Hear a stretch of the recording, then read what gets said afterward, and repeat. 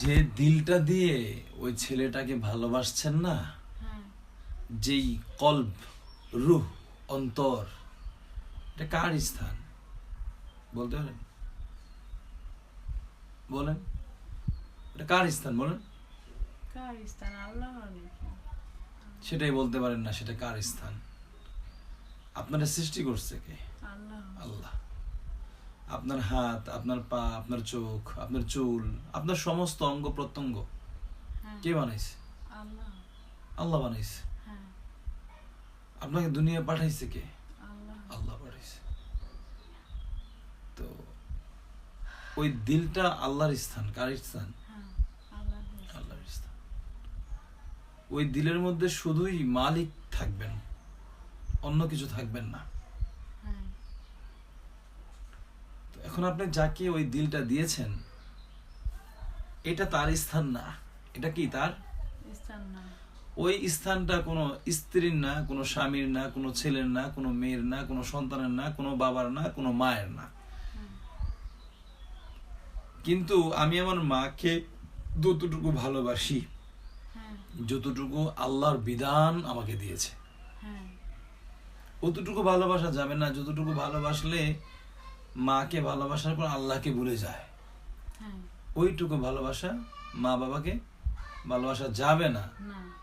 অতটুকু ভালোবাসা যাবে যতটুকু মালিক বিধান দিয়েছেন। হ্যাঁ,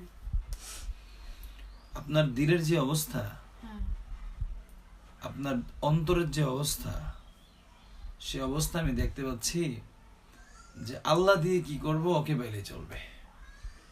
এটা আপনার অন্তরের অবস্থা। না। মুখে আপনি যতবার বলেন আল্লাহ, আল্লাহ তো আছে, আল্লাহর পরে। হ্যাঁ আল্লাহ তো আছে, এটা স্বাভাবিক। হ্যাঁ, এটা আপনি কিভাবে নিতেছেন? এটা আপনি কিভাবে নিতেছেন? স্বাভাবিক। আল্লাহ তো আছে, আল্লাহ থাকবে, এই করবে, সে করবে। স্বাভাবিক কেন? আল্লাহ তো সব কিছুর মালিক। সবকিছুর মালিক যদি আল্লাহ থাকে, দিল তো আপনার এটা বলে না। এটা আপনার কিসে বলতেছেন? কথা কয় না। হ্যাঁ, এটা আপনি কিসে বলতেছেন? মুখে? কিসে? মুখে। মুখে বলি, দিয়া বলি। দিল বলে না আপনার এটা। আমি দেখতে পাচ্ছি আপনার দিলকে এটা বলে না। দিল ওই একজনের দিকে নিয়ে গেছে। কথা বুঝতে পারছেন? তাকে সে আমি তার গোলাম, যে আমার মালিকের গোলাম। হ্যাঁ, কথা বুঝতে পারেন? হ্যাঁ, আপনি যদি আল্লাহর গোলাম হন, হ্যাঁ, আমি কালকে বলবো যে আমি আপনার গোলাম। কথা বলছেন? যে আল্লাহকে পাওয়ায় দেওয়ার জন্য আল্লাহর রাস্তায় আমাকে চালায়, হ্যাঁ, আর সে নিজেও আল্লাহর রাস্তায় চলে, সে নিজেও আল্লাহর বন্ধু, আমি হব তার বন্ধু। কথা বলছেন? হ্যাঁ। না, আপনার দিলের যে অবস্থা, সেটা ওই ছেলের প্রতি। কথা বলছেন? এরপর একটা জিনিস বোঝেন, আপনার বয়স কত এখন? প্রায় 35-36 মতো হয়ে গেছে। ওই ছেলেটার বয়স কত? ওরা তো 28 হবে, বা আরো কম বেশি হবে। ছেলেটা কি করে? ভার্সিটিতে পড়াশোনা করে, তাই তো? হ্যাঁ, বলছে হলে থাকে, পড়ালেখা করে না? কত জোরে করো। হ্যাঁ, বলছে। আবার দেখি বাসায় গ্রামে গিয়া ধান লাগে, এটা করে সেটা করে। গরিব ঘরের সন্তান হলে এরকম করে, হ্যাঁ, এখন। পড়াশোনাও করে, আবার কি করে, ওইদিকে কাজও করে। হ্যাঁ। ওই ছেলেটা বিবাহ করছে? না। করছে? আপনার অবস্থা কি? আপনি বিবাহ হয়ে ডিভোর্স হয়ে একটা ছেলেও আছে। হ্যাঁ, এই পরিস্থিতিতে ওর সংসারে গেলে ওই ছেলেটার ক্ষতি ছাড়া, আর আপনার ক্ষতি ছাড়া অন্য কিছুই হবে না। আমার কথা বুঝছেন? হ্যাঁ, বুঝছি তো। আর যদি এরপরে শুনেন, ওই ছেলের সাথে প্রথমে আমি যা চেক করে পাইছি, আপনি তো আমাকে এগুলো বলেন না, বলছেন জিনাহ করেছেন, ভিডিও কলে সরাসরি জিনাহ করছেন, থাকছেন, বিয়ে করে থাকছেন, না। অবিবাহী করে থাকছেন। তো এখন এই যে দেখেন, আপনি একজন ছেলের বিলাসের কারণ হইছেন, ভোগের কারণ হইছেন, অবৈধ জিনাহ করেছেন।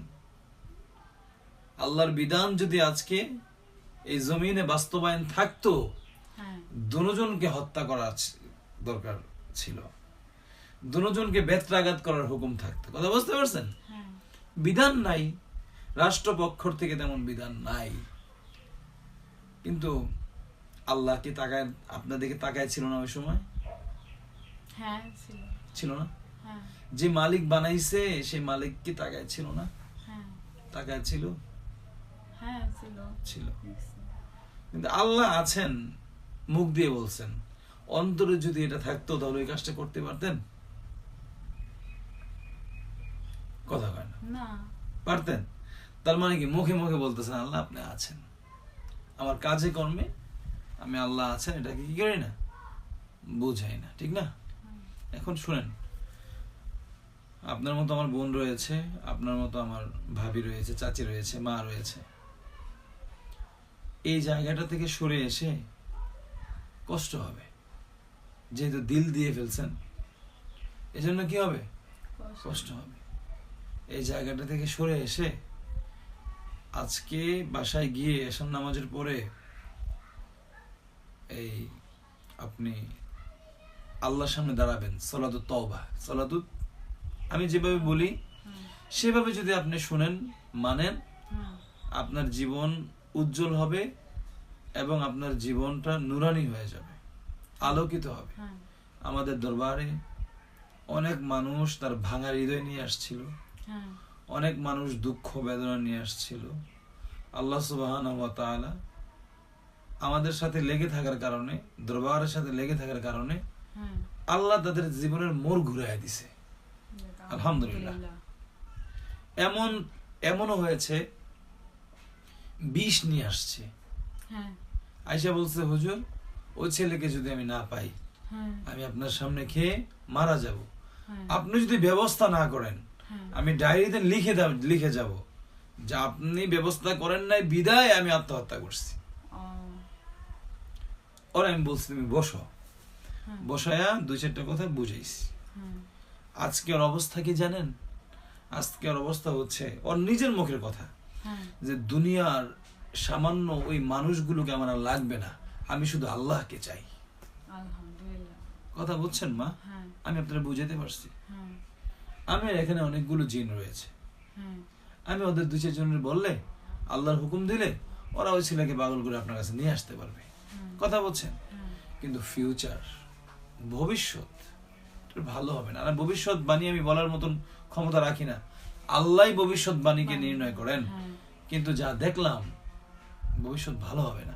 এজন্য আমি আপনাকে বলবো একটা কথা, এশার নামাজের পরে সালাতুত তওবা নামাজে দাঁড়ায় যান, দাঁড়ায় দাঁড়ায় সূরা ফাতিহা পড়েন আস্তে আস্তে, আলহামদুলিল্লাহি রাব্বিল আলামিন, আর চোখের পানি ঝরান, দাঁড়ায় দাঁড়ায় চোখের পানি ঝরান, আর সেজদার মধ্যে গিয়ে সুবহান রাব্বিল আ'লা এগুলো পড়েন, আর চোখের পানি ঝরায় বলেন যে মালিক, পুরো পৃথিবীর মানুষ যখন ঘুমায়া ছিল, পৃথিবীর মানুষ যখন তাকায়া ছিল, ঘুমায়া ছিল, এই মধ্যবর্তী অবস্থার মধ্যে আমি এমন কিছু কাজ করছি দুনিয়ার মানুষ দেখে নাই, আপনি তো তাকায়া ছিলেন, আপনি দেখছেন। দুনিয়ার মানুষ যদি দেখতো, দেখলে হয়তো আমাদেরকে ধইরা কলঙ্কিত কইরা হয়তো বিবাহ দিত, আর না হয় আমাদেরকে কি করতো, জুতার মালা পরাইতো। তো মালিক ওই সময় আপনি চাইলে আমাদেরকে দরা খাওয়ায়ও দিতে পারতেন, কিন্তু আপনি যে বড় ইহসান করছেন, বড় দয়া করছেন, বড় মায়া করছেন, এটা আমি এতদিন বুঝি নাই। তো এখন যেহেতু বুঝছি, তো আল্লাহ আপনি আমারে মাফ করে দেন, আল্লাহ আপনি আমারে কি করেন, মাফ করে দেন। মালিক আপনি আমারে ক্ষমা করে দেন। চোখের পানি ঝরায়া ঝরায়া বলেন, কান্না না আসলেও কান্না করার চেষ্টা করেন, আর মালিকরে বলেন যে মালিক আমি বড় ভুল করছি, আমি বড় অন্যায় করছি, তবে আমার অন্যায় আপনার রহমতের কাছে অনেক ছোট। এইভাবে বলেন যে মালিক আমার মতো অনেক আমার থেকে খারাপ বান্দাদেরকে আপনি মাফ করে দিয়ে আপনি তাদেরকে আপন বানায় নিছেন, তো মালিক আমারও বানায় নেন। আমার এই দিলটা এখনো পর্যন্ত কান্না করতেছে ওই ছেলের জন্য, মালিক আমার এই দিলটাকে আপনার জন্য তৈরি করে দেন। বলতে পারবেন? এভাবে বলেন মালিক। এরপরে শোনেন, নিজের মন, নফস চিনেন? নিজের মন বলবে কি, ওই ছেলেটার কথা বলবে, আপনাকে বারবার মনে করায় দিবে, আপনার সাথে আল্লাহর সাথে সম্পর্ক করতে দিবে না শয়তান। হ্যাঁ তারপরেও কি, যদি ওদের বিরুদ্ধে আপনি গিয়ে অনেক কষ্ট হবে আপনার, বারবার পারবেন না, হেরে যাবেন, ওর কথা মনে পড়বে, কল দিতে মনে চাইবো, আবার ও ফোন দিলে আবারই হবে। কিন্তু এগুলো যদি সব কেটে উঠে যদি মালিককে বলেন, মালিক হ্যাঁ আমি আপনার জন্য তৈরি হইলাম। কার জন্য? আপনার জন্য। আল্লাহকে বলবেন, আল্লাহ হ্যাঁ আমি আপনার জন্য তৈরি হলাম। পুরো পৃথিবীর সব কিছু যদি আমাকে এখন এনে দেন, আর ওই ছেলেও যদি আইসা বলে, আমি ওকে প্রত্যাখ্যান করবো, বলবো না আমি আল্লাহর পাগল হয়ে গেছি, এখন তোমাকে আর দরকার নেই। আমার আর দরকার নাই। কারণ দুনিয়ার মানুষের ভালোবাসা শুধু কষ্ট দেয়, শুধু পড়ে, শুধু আগুনে জ্বালায়, শুধু বিরহ ব্যথা দেয়। হ্যাঁ কিন্তু মালিকের ভালোবাসা ব্যথা নেই। ব্যথা দিবে না, শান্তি দিবে। আমার কথা বলছেন আপনি? হ্যাঁ আমার মতো 2-4 জন হুজুরের কাছে যাবেন, টাকা খাবে, 2000, 3000, 4000, 5000 এনে দিতে পারবে না। এতে করে আপনার ঈমান নষ্ট হবে। কথা বলছেন? হ্যাঁ